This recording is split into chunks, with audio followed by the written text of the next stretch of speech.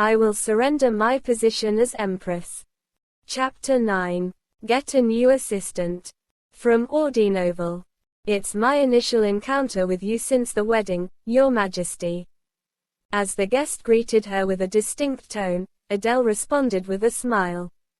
Elizabeth Ulrich Grand was an unexpected visitor, the half-sister of the Emperor, leaving a strong impression with her blonde hair and the characteristic purple eyes of the Ulrich family. While the Emperor emanated a sympathetic and astute aura, Elizabeth projected a frigid and domineering presence. Please, take a seat, Adele said, gesturing towards the chair opposite her. Yes, Your Majesty. As the two women settled facing each other, the ladies-in-waiting offered refreshments. Adele observed Elizabeth studying the teacup in front of her and couldn't help but wonder about the other woman's thoughts. Could you give us a moment of privacy? Adele asked the ladies-in-waiting. Of course, Your Majesty, they replied, bowing and exiting the room. Adele fixed her gaze on Elizabeth as the ladies-in-waiting left. Elizabeth, in turn, watched the steam rise from the hot teacup and then focused on Adele's shining golden eyes.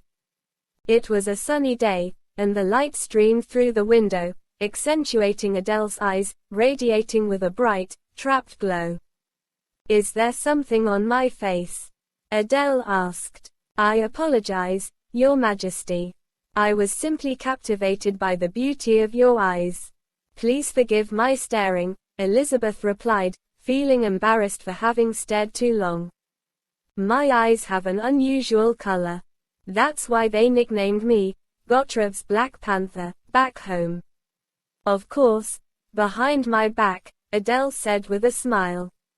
A Black Panther. I haven't actually seen one, but I have the impression that I have, Elizabeth mused. Adele raised her teacup with a smile and took a sip. Elizabeth watched as the Empress drank her tea and then stared at her again. When Adele noticed Elizabeth's peculiar gaze, she set down her teacup and met Elizabeth's gaze directly. They locked eyes for a prolonged moment, neither smiling. Elizabeth realized that Adele was quite petite, almost to the point of being disrespectful to consider. Adele appeared small, her head barely reaching Elizabeth's towering shoulders. Yet, Elizabeth couldn't label Adele as weak. She was someone who could intimidate her opponents by her mere presence, a trait Elizabeth had witnessed at her wedding and now acknowledged. Her Majesty the Empress is appealing to me. Adele's brows furrowed at Elizabeth's jumbled words. Unfortunately, Adele knew very little about Echmont, except that Elizabeth was the Emperor's half-sister. Adele was puzzled about why the Grand Duchess had come to see her until Elizabeth spoke again. I heard you are searching for Countess Hannah Giggs. She used to be my nanny. What are you talking about? Finding Countess Hannah Giggs solidifies your position as Empress in the palace, doesn't it? Isn't it natural for the Empress to correct the Imperial Palace's discipline?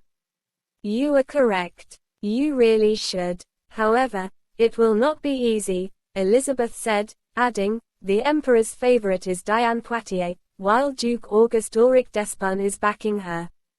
Elizabeth moistened her lips with tea and spoke cautiously. In that situation, Your Majesty must protect your status as Empress. You should not blindly trust the Imperial Palace right now. Adele listened quietly. As Elizabeth leaned in, she continued, what benefits do you offer me for solidifying my position in the Imperial Palace? Her voice low, eyes shining brightly, Adele awaited Elizabeth's response. Elizabeth momentarily stopped breathing when she sensed a beast in the jungle lower its body and reveal its sharp claws. Despite feeling struck, the straightforward question brought Elizabeth comfort, prompting her to speak honestly. The Emperor is caught between the two of them and is not following the correct path. That's why I hope the Empress will cut the connection between Diane Poitiers and Duke Despun. By solidifying my position as Empress in the Imperial Palace. That's correct. Bringing in Countess Hannah Giggs would certainly be beneficial. However, since she was personally sent by the Emperor, if you were to appoint her as general manager, it would cause conflict. I think it would be sufficient to keep her by his side and seek her guidance. Adele remained silent, waiting for Elizabeth to continue. And one more piece of advice: seek help. Help. The Empress assistant is a long-standing system. He is the one who directly coordinates the Empress's schedule and tasks, and he sometimes makes payments on the Empress's behalf, depending on the position the Empress assigns. Is that your suggestion? I heard the general manager of the Imperial Palace is being used as a secretary. The Imperial Palace general manager is responsible for managing the internal affairs of the royal palace. It is mostly women. The Empress's assistants, on the other hand, are mostly men.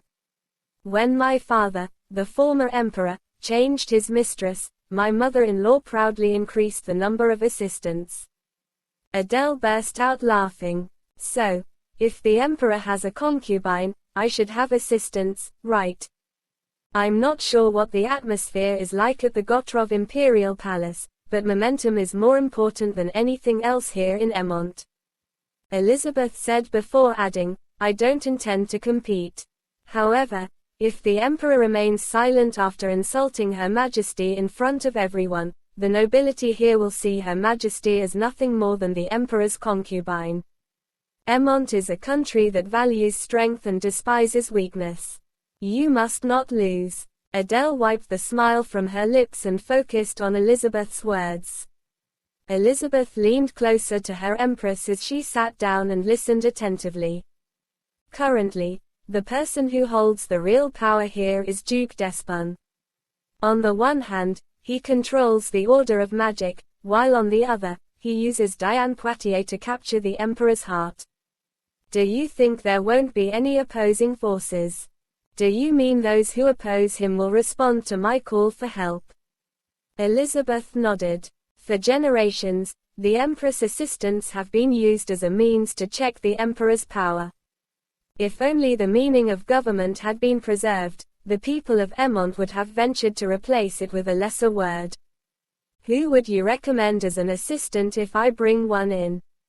In response to the Empress question, the Grand Duchess paused for a moment before listing the names of various households. Adele wrote down the Duke's words. Although it is unlikely, if Balder's family sends a candidate, I recommend selecting him without hesitation. Prince Balder. The Grand Duchess nodded slowly in response to Adele's question. If you need any help from me, please don't hesitate to contact me. We can easily reach you through Countess Hannah Giggs, Your Majesty. Hannah Giggs had long been an influential figure in the imperial court, having achieved her position as the Grand Duchess's nanny and godmother due to her connection with the previous empress. But her life was turned upside down when an unexpected character appeared, Diane Poitiers. Mrs. Giggs, like a lily in a vase, was astonished the moment she saw Diane. She was the antithesis of the former empress, who was the cause of the ailment that killed her. Diane Poitiers had an aura that was eerily similar to Karl Ulrich's birth mother. The emperor quickly fell in love with her and one day revoked all authority from Mrs. Giggs. Diane Poitiers played the role of the emperor. This was possible with the emperor's consent while the empress was absent. Diane's initial directive was to expel Mrs. Giggs from the palace. The Duke of Grand personally contested this decision, but Emperor Charles did not nullify Diane's decree, revealing his intentions. Hannah Giggs was compelled to leave the palace in this manner, without even a retirement ceremony.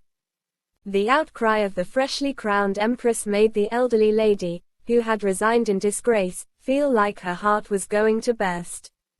She wore a suit dress with a collar akin to her sign and had her hair tied up neatly. Mrs. Giggs' narrow cerulean eyes reflected the sapphire sky in the snow. Mrs. Giggs reminded Adele of an icy snowfield, while Adele reminded her of profound blackness. Please come in. Thank you for granting my request. I am delighted, Your Majesty.